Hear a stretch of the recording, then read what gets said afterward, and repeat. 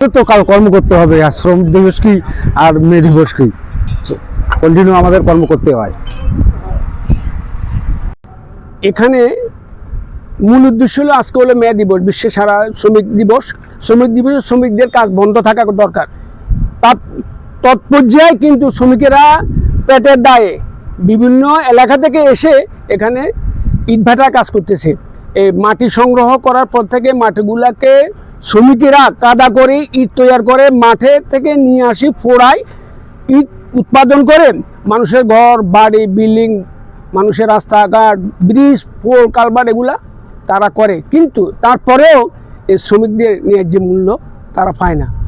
তাদের ন্যায্য মূল্য পাওয়ার অধিকার আছে আমি সরকার এবং দেশবাসীর কাছে, যারা মালিক গোটা বিশ্বের কাছে শ্রমিকদের ন্যায্য পাওনাটা যাতে পায় সেদিকে দৃষ্টিভঙ্গি, সজাগ দৃষ্টিভঙ্গি থাকার জন্য বেশিরভাগ অনুরোধ করছি।